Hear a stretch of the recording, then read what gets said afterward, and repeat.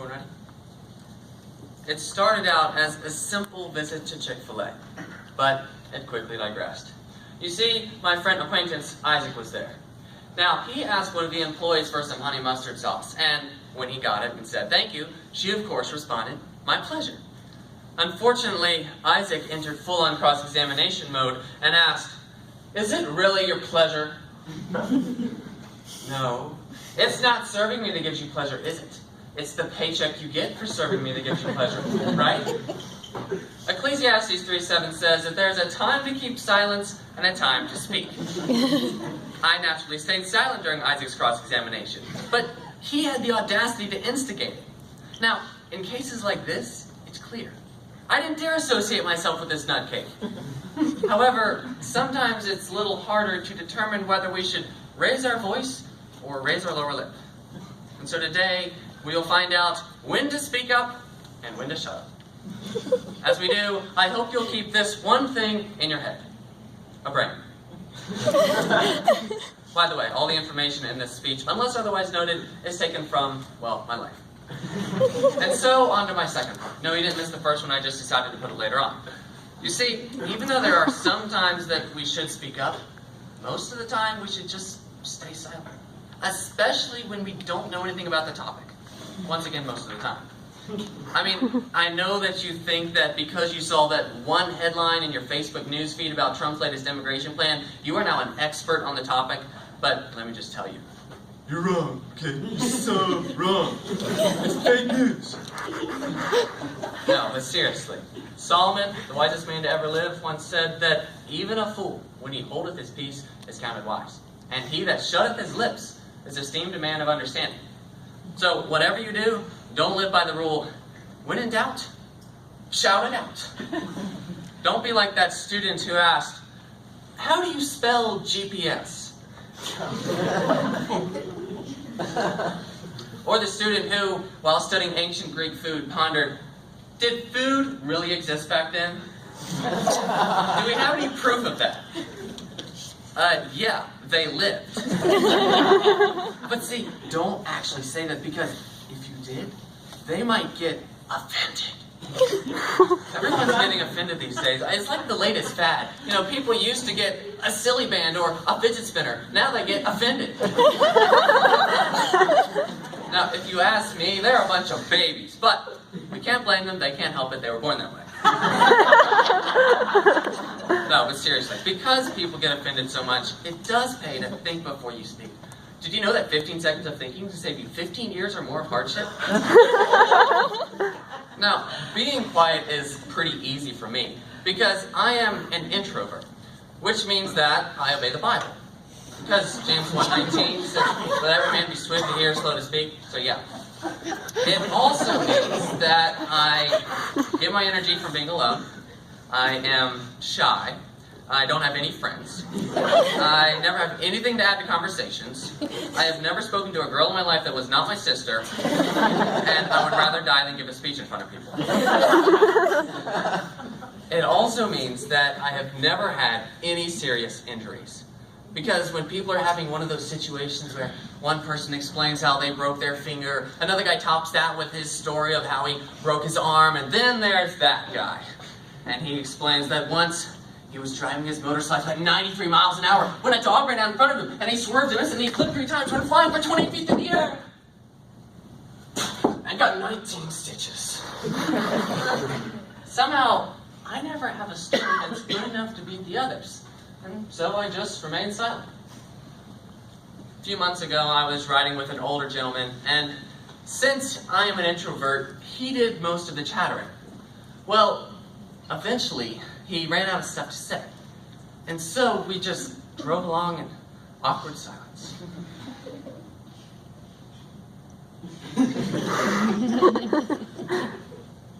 All of a sudden, he said, "What's wrong with you, man? You just not like me or something? You never asked me about my life."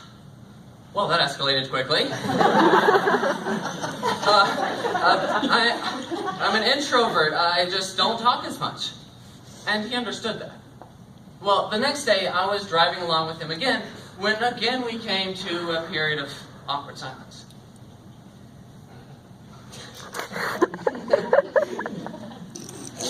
So I said, what would you say is your favorite food? You're not thinking about last night, are you? Yeah. Look, man, you're fine. I don't want to change your personality. I should have just stuck with my original plan and stayed silent. However, while we should usually stay silent, there are some times that we need to take a stand, which brings me back to my first point. Sometimes we need to speak up. This past summer, my mom and I traveled through the night so that we could get to this activity night before a week-long competition. And when we arrived, she saw some people that she knew and walked over and started talking to them. I, for some reason, probably insecurity, followed her.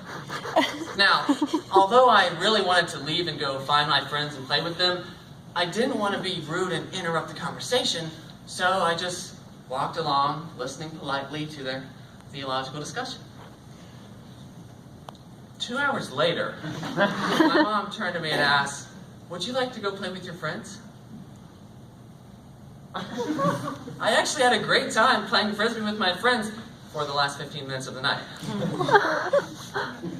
After I got back to the privacy of the car, I felt something very strange.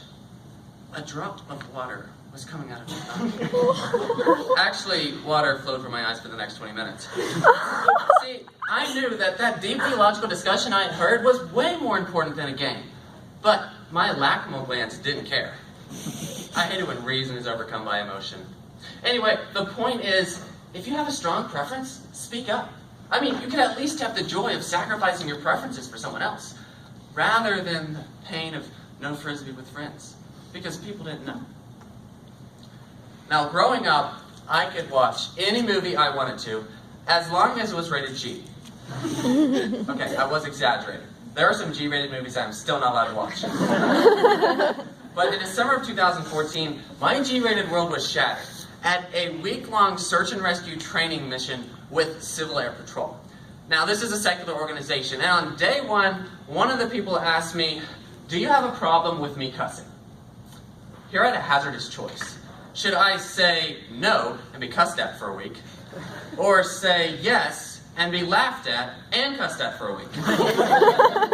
I said nothing meaningful in answer, and so I received an unforgettable 6-day getaway full of cursing, dirty stories, and other R-rated experiences for free to the price of admission.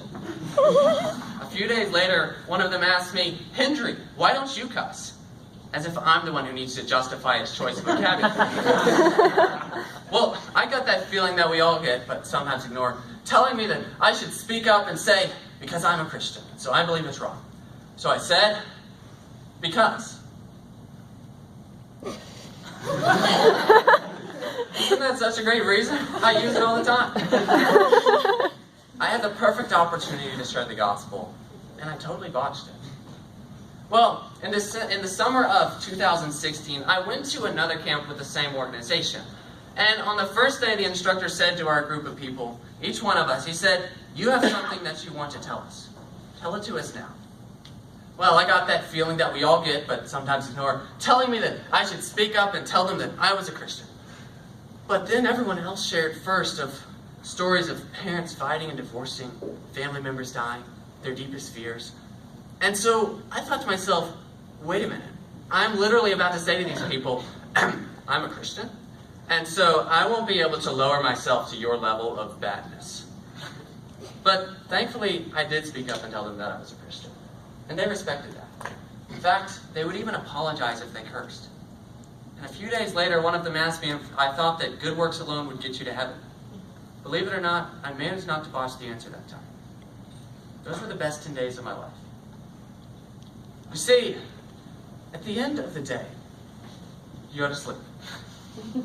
But we're left with this question. How do we know whether to speak up or not?